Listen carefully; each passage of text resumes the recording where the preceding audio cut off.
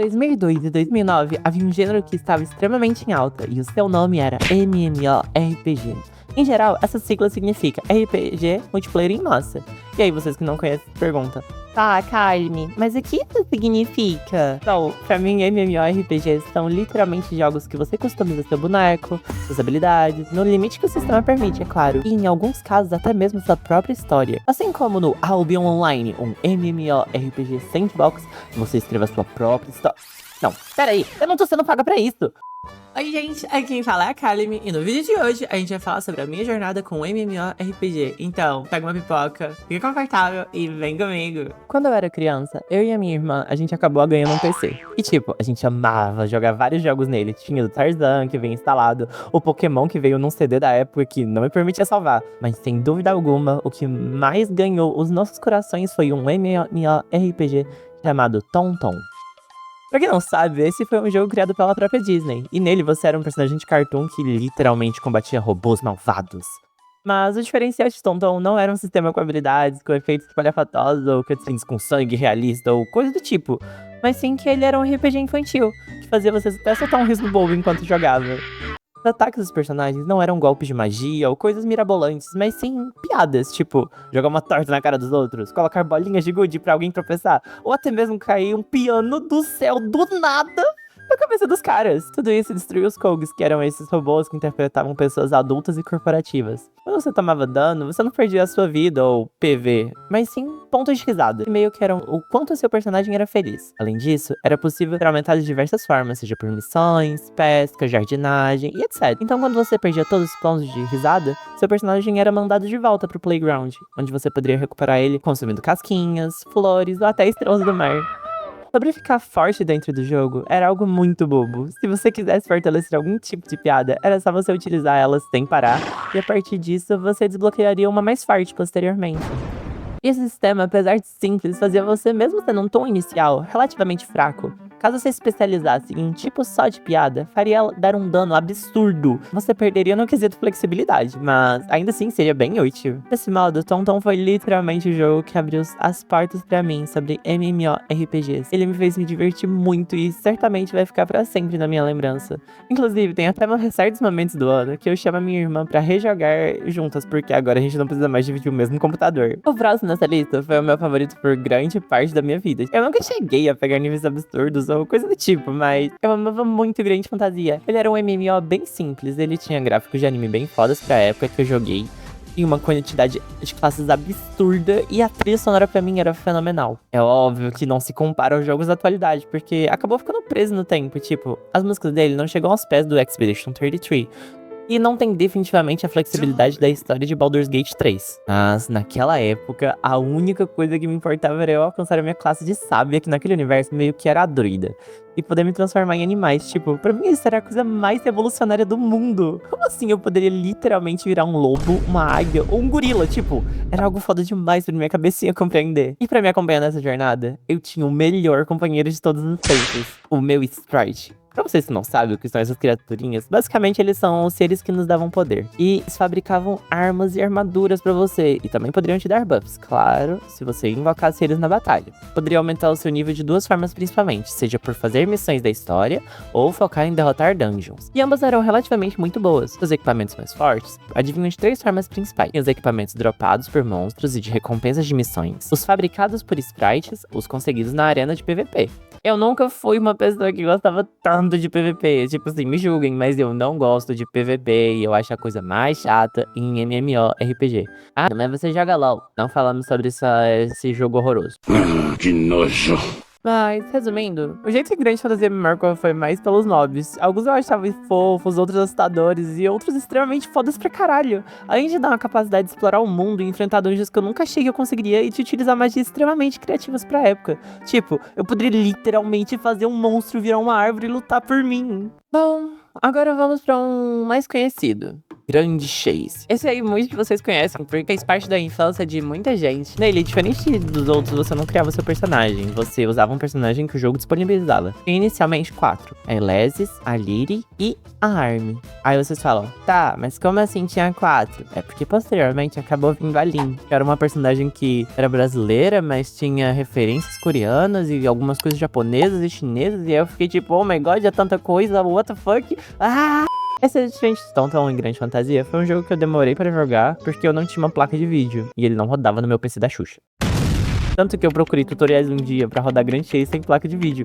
E eu encontrei um vídeo de um cara literalmente rodando um PNG de Grand Chase. Porra, eu não tenho palavras pra dizer como eu fiquei puta ver aquilo. Se eu descobrir onde você tá, cara que me fez ver esse vídeo, eu vou na sua casa te quebrar na porrada. Depois que eu ganhei uma placa de vídeo dos meus pais, eu fui direto jogar Grand Chase. Tipo, eu saí do colégio na sexta, correndo pro PC pra ficar fazendo missões de derrotar monstros, completar fases, etc. Inclusive, esse foi o primeiro jogo que eu gastei meu dinheiro. E obviamente foi na coisa mais forte de todas. Um visual todo fofinho.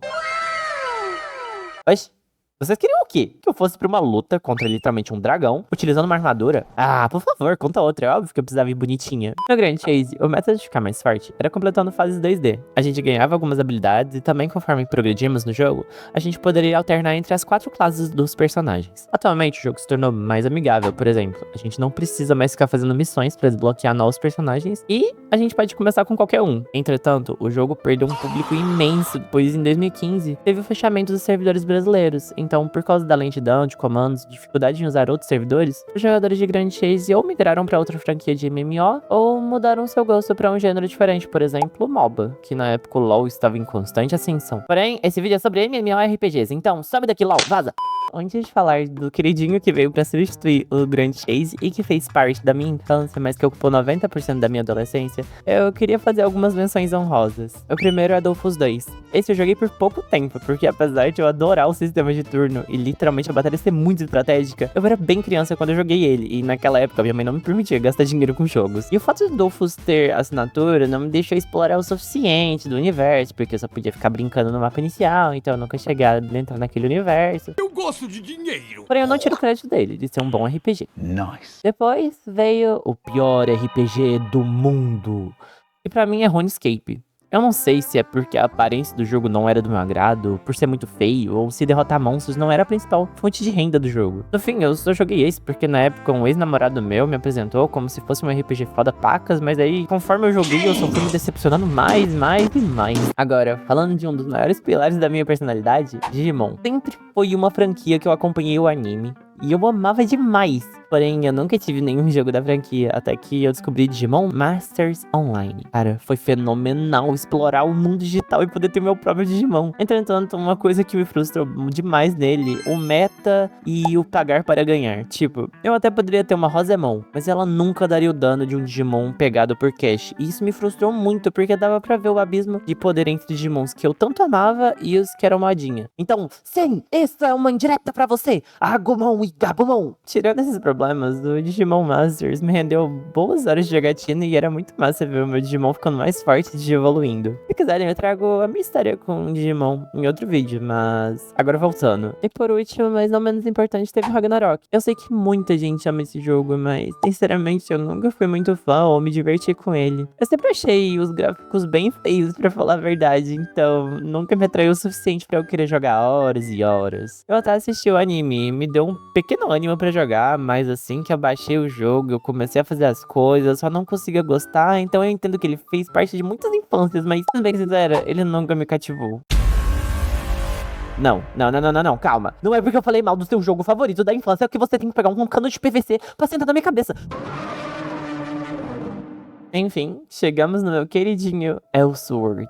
Ele também é da KOG, a mesma empresa que fez o Grand Chase. E ele literalmente foi o filho caçula que a mãe teve e acabou desprezando o mais velho. O Elsword veio literalmente pra mudar a engine do Grand Chase, fazendo o universo que era somente 2D se tornar 3D, meio que um 2D. Era complicado, é meio difícil de tentar explicar. Fazendo ele com animações fluidas e muito mais bonitas do que o Grand Chase poderia sonhar em ter. O meu primeiro contato com a Sword foi bem ruim. Ele, apesar de ter um mundo pra se explorar, o foco dele era quase iguais ao Grand Chase, porém com uma riqueza de detalhes assustadora. Ele sempre foi um jogo muito mais bonito, mas Aí tem a fase dele no começo, pra mim era bem esquisito, então eu acabei que não consegui me manter muito tempo assim que ele lançou. Mas se vocês acham que a história dele acaba aqui... Achou errado, otário? Mesmo que eu não tenha jogado tanto ele na minha infância, quando a pandemia estourou, eu tive que ficar em casa por longos períodos de tempo. E nisso me bateu uma vontade de jogar MMORPG. Entretanto, os servidores de Grande Fantasia estavam vazios, o Grand Chase não existia mais, e Tonton, depois que a própria Disney deu um fim nele, eu fiquei impossibilitada de jogar. Então eu fui correndo pra Elsword. E meio que foi maravilhoso quanto o jogo evoluiu desde quando eu tinha parado de jogar. Por exemplo, eles lançaram um monte de personagens, não era mais só um conjunto de 3 personagens, tinha 13. E cada um deles com 3 caminhos de classe que poderiam escolher. E isso era muito foda, porque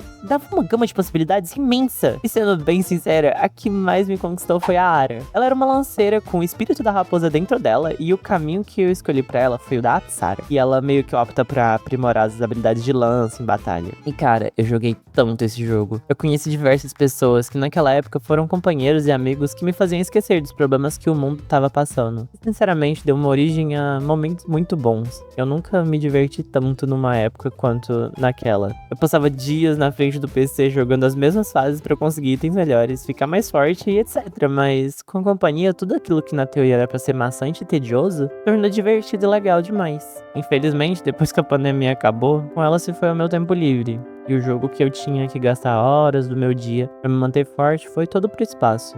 Então, no fim, eu abandonei ele e fui seguir minha vida, começando uma faculdade e continuando a minha vida. Entretanto, eu não diminuo o bem que o Elsword fez pra mim. Eu acabei ficando meio melancólica no vídeo, foi mal. Como vocês puderam ver, esse gênero foi um dos que mais tiveram presença na minha vida, e eu tenho um puta carinho por eles. Entretanto, mesmo gostando muito de RPG, eu não jogo mais deles, pois os pilares desse jogo são extremamente problemáticos. Eu vou explicar eles a seguir, mas caso você já saiba, pode pular pra esse minutinho aqui do vídeo, tá bom? Esses pilares são grind, taxa de drop, cash e party. Vamos por partes o que seria o grind. Essa é uma palavra usada pra quantas vezes você precisa concluir um desafio, ou quantas vezes você precisa matar uma quantidade de monstros pra ficar forte. Depois vem a taxa de drop.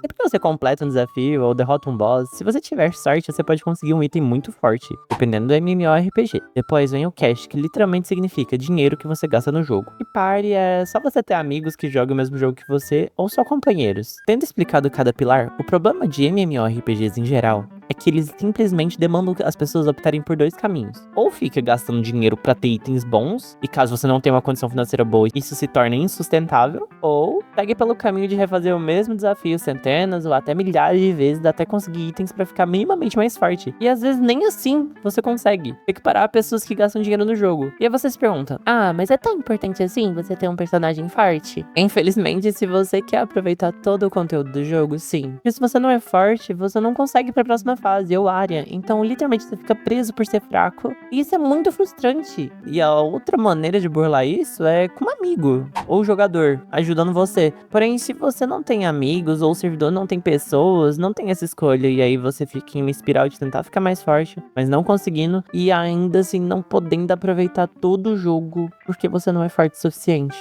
Bom, eu amo MMORPGs, mas infelizmente eu não possuo nem tempo livre, nem dinheiro e muito menos paciência pra entrar de cabeça em um jogo que parece mais um trabalho do que realmente algo que foi feito pra me divertir. Além disso, ele se tornou um estilo de jogo muito nocivo por consumir tanto do seu dia. Ainda mais agora que a gente tá viciado em shorts, dopamina rápida, viver sempre a vida em 2x, e isso que faz muitas das coisas que levavam tempo pra ganhar algo em troca, perdessem valor. Além disso, ele se tornou um estilo de jogo muito nocivo, por consumir tanto do seu dia. Ainda mais agora que a gente tá viciado em shorts, dopamina rápida, viver a vida sempre em 2x. Isso meio que fez muitas das coisas que levavam tempo perdessem o valor. E isso é bem frustrante às vezes. E eu não tô dizendo que MMORPGs são coisas ruins, é só que eles acabaram envelhecendo de uma maneira ruim. Mas isso não retira todas as amizades que foram criadas por causa dele, momentos que aconteceram entre pessoas e até mesmo as emoções que eles fizeram cada um ter. Acabou que esse vídeo ficou bem diferente dos outros que eu trago aqui pro canal, mas foi um estilo de vídeo que me deu muita vontade de fazer. Então eu pensei,